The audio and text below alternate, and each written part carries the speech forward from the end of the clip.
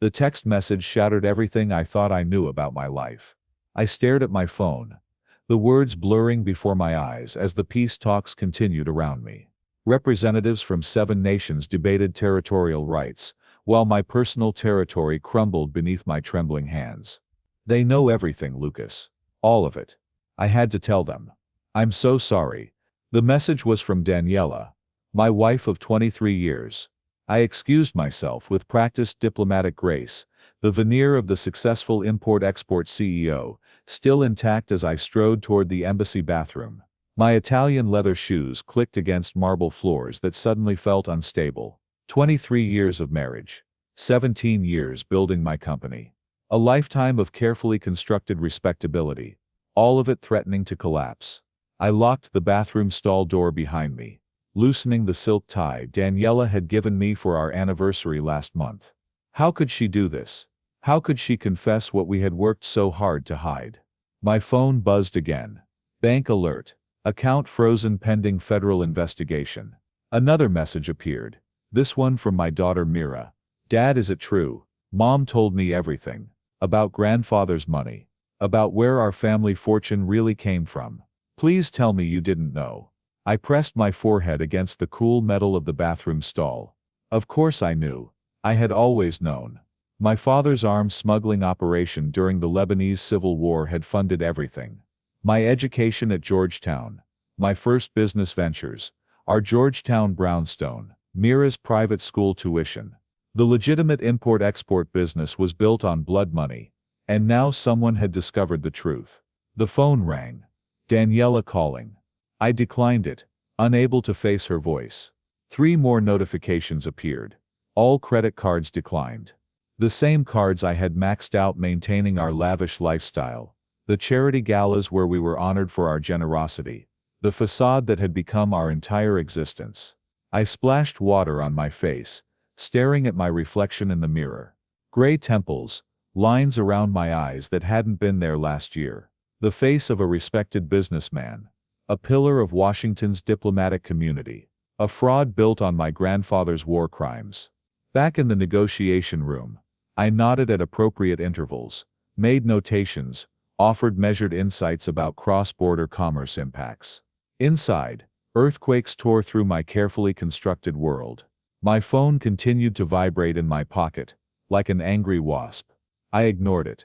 There would be time for collapse later. Now I needed to maintain appearances. During the lunch break, I stepped outside for air that felt too thin to breathe. A church billboard across from the embassy caught my eye.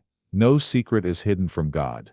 I looked away quickly, adjusting my tie with hands that wouldn't stop shaking. God had never been part of our family's calculations. Success, respect, appearance, these were the gods we served faithfully. When the talks finally adjourned at 4:30, I declined dinner with the delegation. Family emergency, I explained smoothly. Would be back tomorrow. Everything under control. The lies continued, automatic as breathing. The drive home through Georgetown's tree-lined streets felt like a funeral procession. I passed the same church billboard, the message seeming to glow brighter in the afternoon light. I accelerated past it, turning up the business news to drown out unwanted thoughts. The house was eerily quiet when I arrived. No Daniela greeting me at the door with Turkish coffee and updates about her charity work. No Mira's music pulsing from upstairs where she did homework. Just silence, and the faint smell of Daniela's perfume lingering in the air like a ghost. A manila envelope sat on the kitchen counter. Medical results. I had forgotten about the doctor's appointment last week. Routine checkup. Nothing to worry about. I tore it open, grateful for any distraction from my imploding life. The words jumped from the page like accusers. Abnormal cells. Further testing required immediately. Suspected malignancy. I sank into a kitchen chair, the paper trembling in my hands. Of course, the universe wasn't finished with me yet. Dad, I looked up to find Mira standing in the doorway, her school uniform wrinkled, arms crossed protectively across her chest. Her dark eyes, so much like her mother's, were red-rimmed from crying. Mom's at Aunt Sarah's, she said, her voice flat and accusing. She couldn't face you yet. Mira stepped closer, her teenage composure cracking. Is it true? Everything she told me. I nodded slowly, setting the medical report aside. No more lies. Not to Mira. Where did the money come from for my school? Her voice rose with each word. For our house? For everything we have. She was shaking now. Was great-grandfather really a war profiteer? Did he sell weapons to both sides? The truth stuck in my throat like broken glass. 53 years of pride and pretense made honesty feel impossible. Yes. I finally managed. Everything you've heard is true. Mira's face crumpled like paper. I defended you to my friends. To everyone at school. When they made jokes about rich Middle Eastern families, I said we were different. I believed in you. I reached for her, but she stepped back as if I were contaminated. Don't. Her voice broke. Just don't.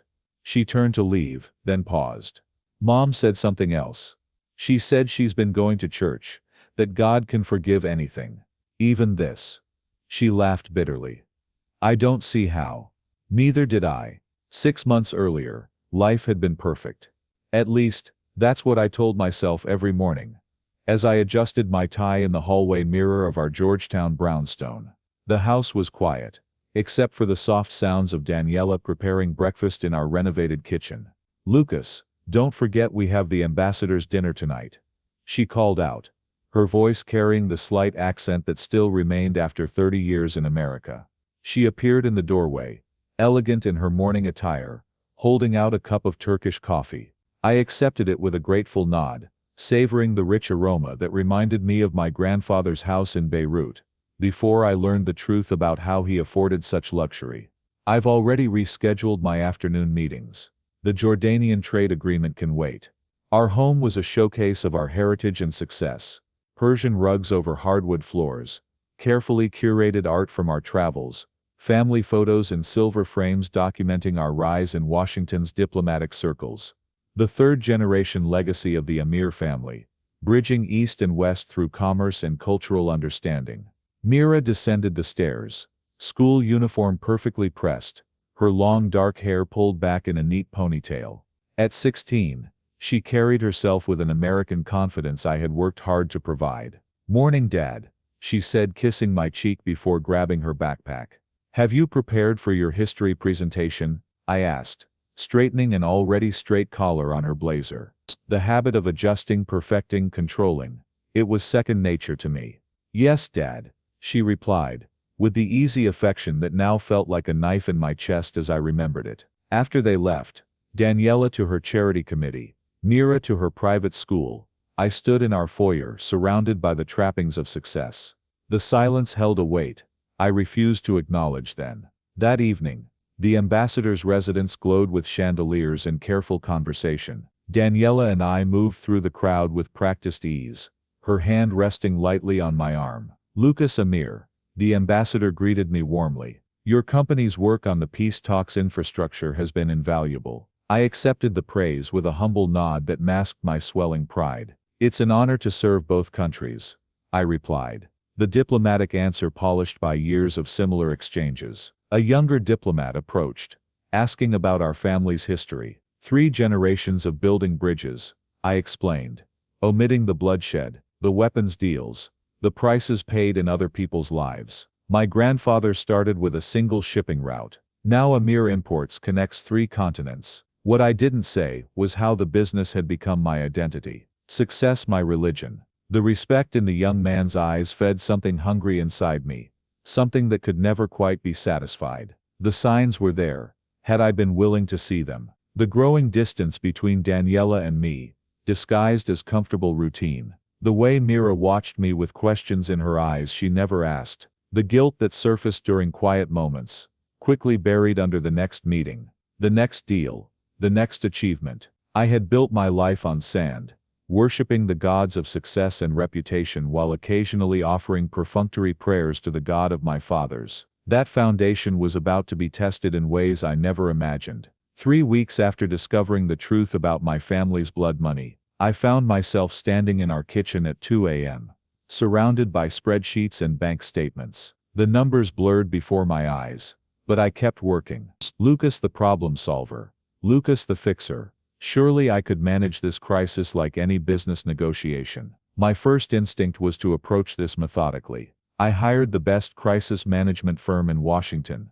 paying their retainer with what remained in our accounts. These experts would guide me where my own wisdom failed. I absorbed their advice about controlled messaging and strategic disclosure, phrases that seemed hollow against the weight of what we faced.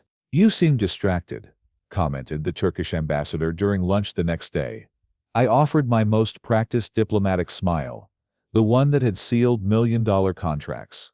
"Just contemplating our shared future," I replied. Though in truth, I could barely focus on the trade agreement before us. The crisis management approach failed completely when the FBI showed up at our door. Special Agent Jennifer Martinez stood on our front porch at 6 a.m., badge gleaming in the morning light. "Mr. Amir, we have a warrant to search these premises," she announced, her voice professionally neutral. "We're investigating possible violations of the Arms Export Control Act dating back to the 1980s. I watched helplessly as agents in blue windbreakers methodically dismantled our perfect home. They photographed the Persian rugs, seized our computer hard drives, and carefully boxed up the family photos that had once represented our American dream. They found something," Daniela whispered to me as we stood in our violated living room. "At the storage unit. The one I never told you about." My blood went cold. "What storage unit?" "Your father made me promise to keep it secret," she said, tears streaming down her face. "Documents, photographs, bank records from Lebanon. He said it was insurance, in case anyone ever tried to hurt our family." The storage unit contained 40 years' worth of evidence. Shipping manifests showing weapons disguised as agricultural equipment. Bank transfers to known terrorist organizations. Photographs of my grandfather shaking hands with war criminals. Everything we had built our American life to escape. "Mr. Amir," Agent Martinez approached me, her expression grim. "We need you to come downtown for questioning. You have the right to an attorney." As they led me away in handcuffs, I saw Mira watching from her bedroom window, her face a mask of horror and betrayal. The Federal Detention Center in Alexandria was nothing like the diplomatic venues where I usually conducted business. Gray concrete walls, fluorescent lights that never dimmed, the constant sound of steel doors slamming shut. I sat in the holding cell for 18 hours before my attorney arrived. "Lucas, this is bad," Richard Steinberg said, setting his briefcase on the metal table between us. "The evidence they've gathered spans 4 decades. Arms trafficking, money laundering, connections to designated terrorist organizations. They're talking about RICO charges." I never knew the full extent, I insisted, but even as I said it, I realized how weak it sounded. My grandfather was already dead when I took over the business. I thought we had cleaned everything up. "The government doesn't see it that way," Richard replied grimly. "They have financial records showing continued payments to shell companies linked to Hezbollah as recently as last year. Payments authorized with your digital signature." I stared at him in shock. "That's impossible. I never authorized any such payments. Someone with access to your accounts did." "Lucas, they're offering a deal. Full cooperation, complete disclosure of all family business activities, forfeiture of all assets obtained through illegal means. In exchange they'll recommend a reduced sentence." "How reduced?" 15 to 20 years instead of life. The room spun around me. 15 years. I would be nearly 70 when I got out, assuming I lived that long. Mira would be 31, probably married with children I would never know. Daniela would have rebuilt her life without me. "There's something else," Richard said quietly. "Your wife has filed for divorce. She's claiming she was coerced into participating in the money laundering scheme." "Coerced?" The word exploded out of me. "She knew everything. She helped set up the shell companies. She's claiming duress, saying you threatened her and Mira if she didn't cooperate." Richard leaned forward. "Lucas, I need you to understand something. Your wife is likely going to testify against you in exchange for immunity." I felt something break inside my chest, a physical sensation like ribs cracking under pressure. The woman I had loved for 23 years, the mother of my child, was going to sacrifice me to save herself.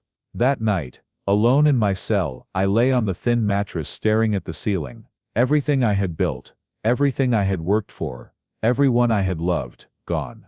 Stripped away to reveal the hollow core of a man who had spent his life serving false gods. I thought about the church billboard I had seen that day at the embassy. No secret is hidden from God.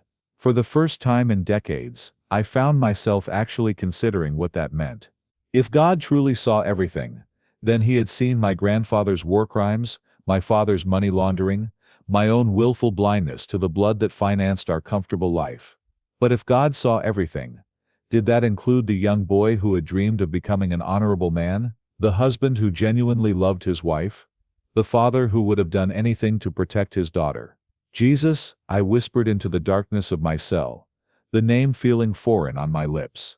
I wasn't even sure how to pray anymore. If you're real, if you care about broken men who've made terrible choices, I don't know how to fix this. I don't know how to fix anything. No voice answered from heaven. No miraculous intervention came. But somewhere in the depths of my despair, I felt something I hadn't experienced in decades. A presence that wasn't demanding performance or perfection, just offering to listen. The next morning brought a visitor I hadn't expected. Pastor David Khalil, from the Orthodox church my parents had attended when I was young, sat across from me in the visitor's room, his beard now gray, but his eyes still kind. "Your mother asked me to come," he said in accented English. "Before she passed, she made me promise to watch over you and Mira." "I'm not sure there's much watching left to do, Father," I replied bitterly. "I've destroyed everything." Pastor Khalil leaned forward, his hands clasped. "Tell me about your grandfather." The question caught me off guard. "What do you want to know?" "Everything. The truth this time." So I told him. About the weapons trafficking during the Lebanese Civil War. About the blood diamonds from Sierra Leone. About the arms sales to both sides of conflicts across the Middle East and Africa. About how my grandfather had justified it all as survival, as providing for his family, as doing what was necessary in an evil world. "And your father?"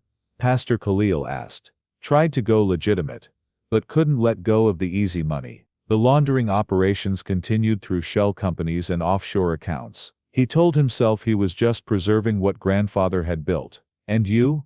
I was quiet for a long moment. I told myself I didn't know. But that was a lie. I knew where the money came from. I just didn't want to face it. Pastor Khalil nodded slowly. "Your family has carried this burden for 3 generations. The sins of the fathers, passed down like an inheritance. Is that what this is? Some kind of divine judgment? Perhaps. But perhaps it's also an opportunity." I laughed bitterly. "What kind of opportunity involves losing everything and going to prison for decades?" "The opportunity to break the cycle," Pastor Khalil said quietly. "To choose truth over comfort.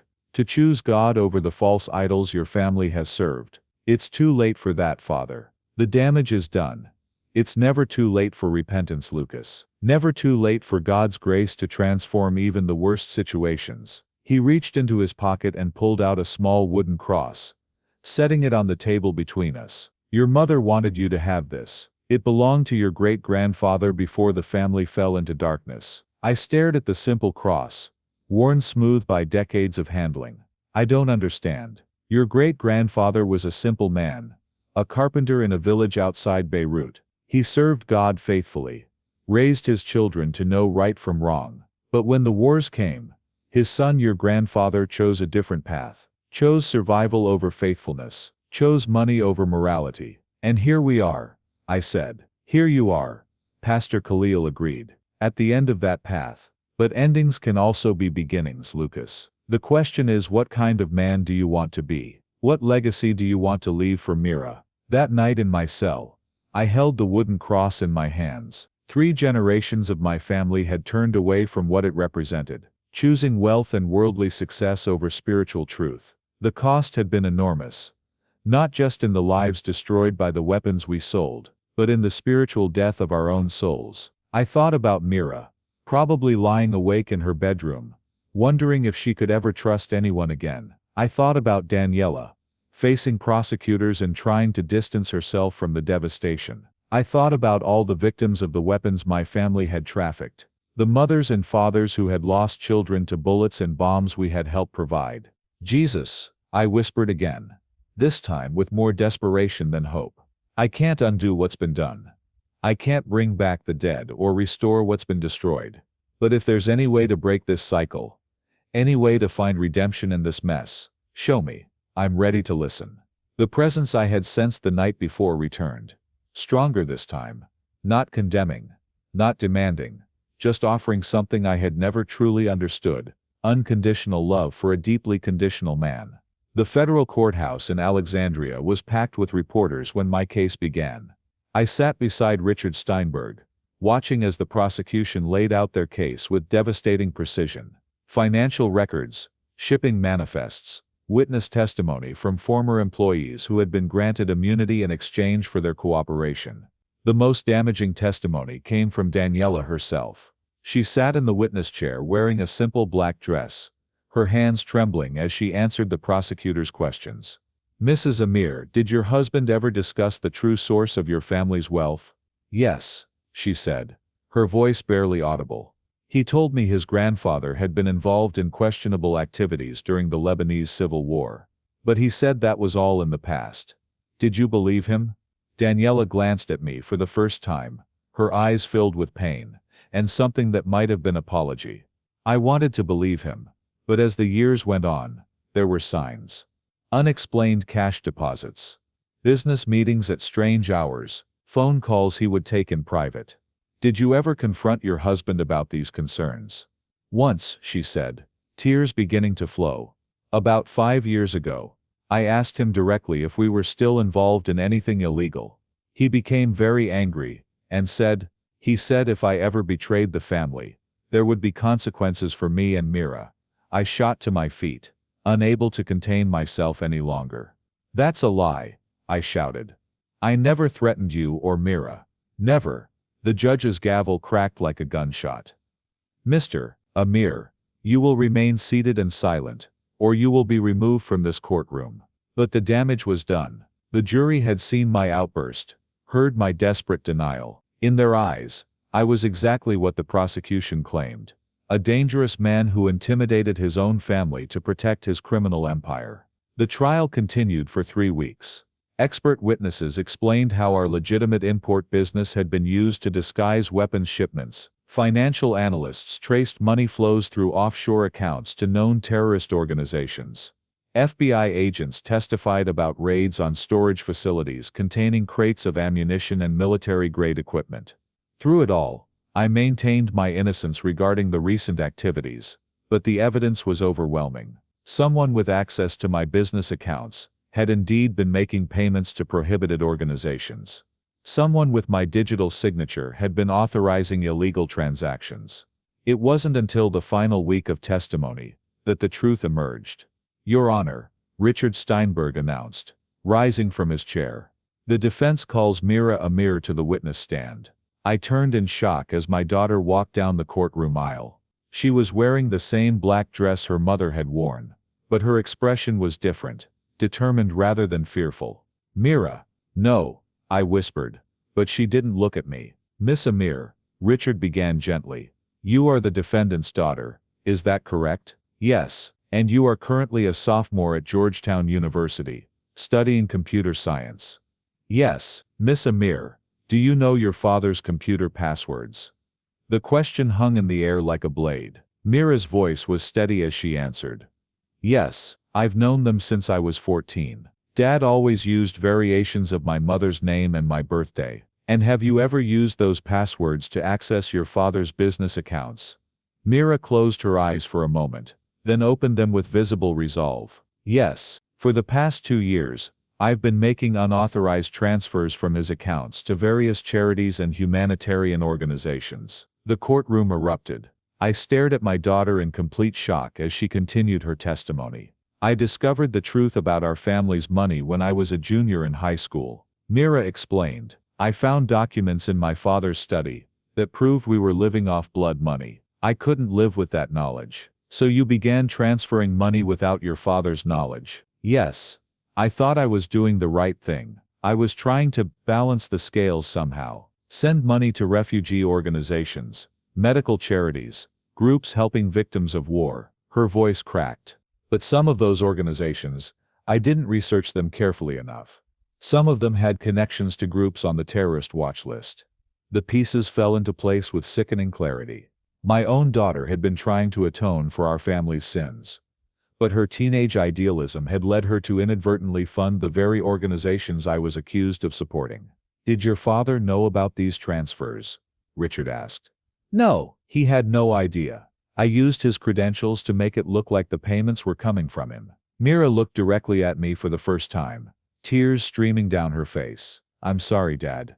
I was trying to fix things, but I only made them worse." The trial was suspended pending further investigation. Within a week, the charges against me were reduced to money laundering and conspiracy, still serious, but not the terrorism-related charges that would have meant life in prison. More importantly, the truth about my family's recent activities was finally clear. While I was guilty of willful blindness regarding our historical crimes, I was innocent of the specific charges that would have destroyed any chance of redemption. I was sentenced to 5 years in federal prison, with possibility of parole in 3. It was a devastating blow, but not the life sentence I had faced. More devastating was the knowledge that my daughter had nearly destroyed herself trying to fix what I should have addressed decades earlier. The divorce proceedings were brutal but swift. Daniela received full custody of Mira and half of our remaining legitimate assets. I signed the papers without fighting, understanding that my family needed distance from the wreckage I had created. Federal prison in West Virginia was a harsh teacher. Stripped of my expensive suits and diplomatic immunity,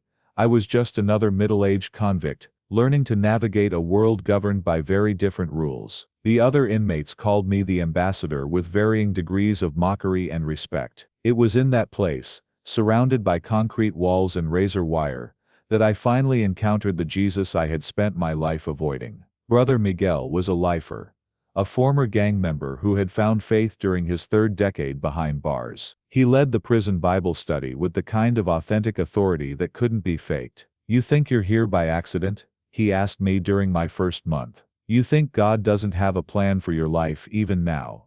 "If God has a plan," I replied bitterly, "it's a pretty cruel one." "Maybe," Brother Miguel said.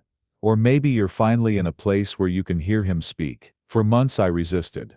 I attended the Bible studies more for protection than faith.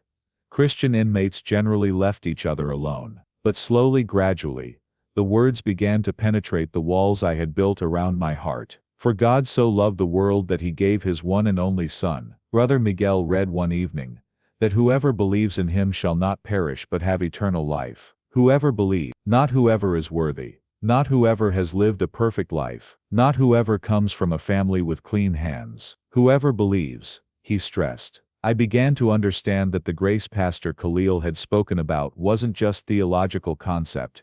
It was a real, available, transformative power. Not a license to continue sinning, but an invitation to become something new. The breakthrough came during my 2nd year of incarceration. A letter arrived from Mira, the first communication I had received from her since the trial. "Dad," she wrote, "I've been going to counseling and I'm starting to understand some things. I'm also going to church now, a small community that focuses on social justice and healing from trauma. I want you to know that I forgive you, and I hope someday you can forgive me too. We both made terrible choices, but maybe it's not too late to make better ones." That night, alone in my cell, I knelt on the concrete floor and finally surrendered everything to Jesus Christ. Not the cultural Christianity of my childhood, not the religious performance I had occasionally managed, but the real, personal, life-changing relationship that Brother Miguel had been modeling for 2 years. "Jesus," I prayed, tears flowing freely for the first time since my arrest, "I don't know how to be anything other than what I've been. But if you can take a broken man from a family of criminals and somehow make him new, I'm yours. All of me, the good, the bad, and everything in between." The transformation wasn't magical or instant. I still woke up some mornings angry at God, at myself, at the world. But something fundamental had shifted. The guilt that had eaten at me for decades began to lose its power. The shame that had driven me to hide behind performance and achievement was replaced by an identity rooted in being God's beloved Son. I began writing letters to victims' families whose addresses I could find, expressing genuine remorse and asking nothing in return, to former business partners, explaining the truth about our operations and encouraging them to examine their own practices, to Daniela, asking not for reconciliation but for forgiveness. Most importantly, I began studying the Bible with the hunger of a starving man. The stories of redemption, Moses the murderer, David the adulterer, Paul the persecutor, became personal testimonies rather than ancient tales. I was released after serving 3.5 years, walking out of federal prison on a gray morning in March, with nothing but the clothes on my back, and a promise to report to my parole officer twice weekly. The world had changed during my imprisonment. Mira was now 23, engaged to a young man I had never met. Daniela had remarried, a doctor who worked with refugees, someone who shared her newfound passion for healing rather than accumulating wealth. I moved into a halfway house in Baltimore, and found work at a nonprofit organization that helped immigrants navigate the legal system. My languages and cultural knowledge, once used to facilitate weapons trafficking, now served to help families fleeing the very conflicts my grandfather's business had helped fuel. The work paid barely enough to survive, but I had discovered something my wealth had never provided: purpose beyond myself. 3 months after my release, I received a phone call that changed everything again. "Mr. Amir, this is Dr. Sarah Mitchell from Johns Hopkins. I have some test results regarding the biopsy you had done last week. The cancer diagnosis was definitive. Stage 3 pancreatic cancer, aggressive and already spreading. 6 months to live, maybe 9 with chemotherapy that would leave me sick and weak. I want to see Mira," I told my parole officer that afternoon. "And I want to spend whatever time I have left making amends." The meeting with Mira took place in a coffee shop near Georgetown University. She was beautiful, so much like her mother at that age. But there was a strength in her eyes that neither Daniela nor I had possessed at 23. "Dad," she said, tears already falling as I explained my situation. "I'm so sorry. For everything. For what I did during the trial. For the years of anger. For not visiting you in prison. You have nothing to apologize for," I said, reaching across the table to take her hand. "You were trying to fix something I should have addressed long ago. You were trying to be the person I should have taught you to be. I want you to meet Jonathan," she said suddenly. "My fiancé. He's graduating from seminary next month. He wants to be a chaplain, to work with people who are struggling with difficult pasts." I smiled, understanding immediately why she had chosen this man. "I would be honored to meet him. Dad, there's something else. Jonathan and we want you to perform our wedding ceremony." I stared at her in confusion. "Mira, I'm not ordained. I can't." "You can get ordained online. It takes 5 minutes." She was smiling now through her tears. "Jonathan says you're the only one who should do it. That you've walked through darkness and found light. And that's exactly the kind of person who should speak about covenant and commitment and grace." The wedding took place 2 months later in a small church in Georgetown. I stood before 35 people, family and friends who had chosen to embrace redemption over condemnation, and spoke about the love that transcends human failure. "Marriage," I said, looking into Mira's radiant face, "is an act of faith. Not faith in human perfection, but faith in divine grace. The promise that love can transform even the most broken hearts, that forgiveness can rebuild what sin has destroyed." As I pronounced them husband and wife, I felt the presence of Jesus as surely as if he were standing beside me. Not the distant God of my cultural upbringing, but the intimate Savior who had met me in a prison cell and loved me back to life. I lived 18 months longer than the doctors predicted, spending my final days in a hospice facility, run by the same church where Mira and Jonathan had married. Pastor Williams visited daily, but more often I simply sat in the garden, reading scripture and praying for the people I had hurt. Now, as I sit in the garden outside the hospice facility, watching the sun set over the Potomac River, I understand what Brother Miguel meant about God's plan. I have perhaps 2 weeks left, maybe less. The cancer has spread faster than the doctors predicted, but I'm not afraid. Yesterday, Mira brought her newborn son to visit. "They named him David, after Pastor Khalil," she said, "and after the biblical king who fell so far but found his way back to God's heart. Tell me about your grandfather." Little David's eyes seemed to say as I held him, "Tell me about breaking cycles and choosing grace. I pray that this child will never know the weight of family secrets, the burden of blood money, the hollow pursuit of false gods. I pray that the cycle of violence and corruption that defined 3 generations of Amir men has ended with me." The wooden cross Pastor Khalil gave me rests on the table beside my bed. I hold it often, feeling the smooth worn wood that once comforted my great-grandfather, the simple carpenter who served God faithfully before the family lost its way. Tomorrow, Mira and Jonathan will bring their son again. I'll tell him stories about Jesus, about grace that reaches into the darkest places, about love that never gives up on the people it claims as its own. The old order has passed away. Something new has begun.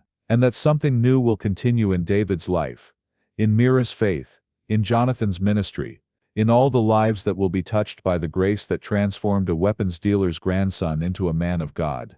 That grace is enough. It has always been enough. And it always will be.